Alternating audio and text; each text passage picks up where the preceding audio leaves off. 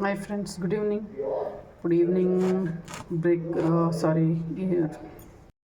So friends, ఇప్పుడు మేము evening dinner చేయబోతున్నాం కదా. సో అందులోకి దోశ వేసుకుంటున్నాము. సో దోశ విత్ బేసన్ ఎలా చేయాలో మీకు చూపించబోతున్నాను ఫ్రెండ్స్, చూడండి.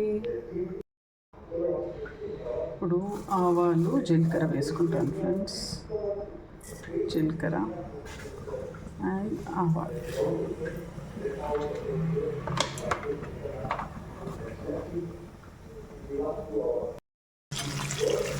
సో ఆనియన్స్ వేసుకున్నాను ఫ్రెండ్స్.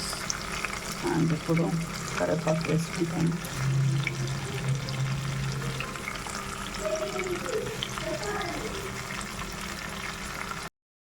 సో టమాటో వేసుకున్నాను ఫ్రెండ్స్. టమాటో, పచ్చిమిరపకాయలు, కరివేపాకు వేసుకున్నాను.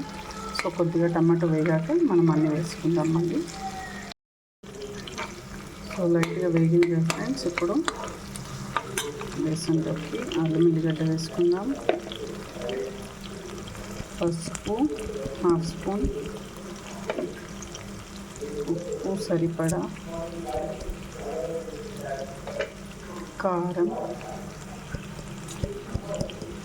కారం కొద్దిగా వేసుకోవాలి ఫ్రెండ్స్, ఎందుకంటే పచ్చిమిరపకాయలు వేసుకుంటాం కదా. గరం మసాలా. సో ఇవన్నీ మంచిగా మిక్స్ చేసుకొని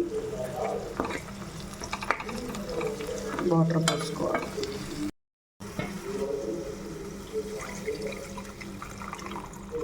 ఇంకా 3/4 గ్లాస్ పోసుకున్నాను ఫ్రెండ్స్.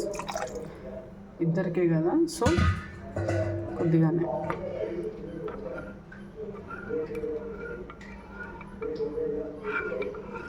మనం అంతవరకు ఇది బాయిల్ అయ్యే వరకు మనం బేసన్ మిక్స్ చేసుకుందాం.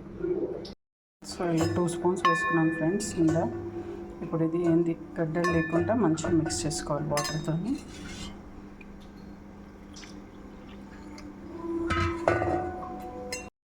సో ఫ్రెండ్స్, ఇలా బాయిల్ అవుతుంది కదా. ఇప్పుడు మనము ఇది పోసేసుకున్నాం. ఇది పోసుకుంటే మనం మిక్స్ చేసుకోవాలి ఫ్రెండ్స్, మళ్ళీ గడ్డలు కడుతుంది.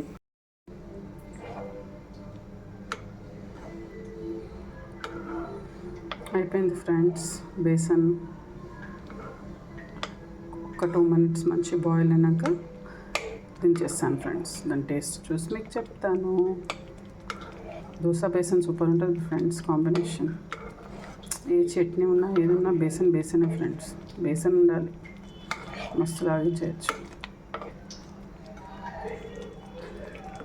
ఓకేనా ఫ్రెండ్స్, టేస్ట్ చూసి మీకు చెప్తాను. కొత్తిమీర వేసాను ఫ్రెండ్స్. లాస్ట్లో కొత్తిమీర వేసి ఆఫ్ చేసేసాను. మీరు కూడా ట్రై చేయండి ఫ్రెండ్స్. ఇలా సబ్స్క్రైబ్ చేసుకోండి ఫ్రెండ్స్. బాయ్. టేస్ట్ చేసేటప్పుడు చూపిస్తాను ఫ్రెండ్స్ మీకు.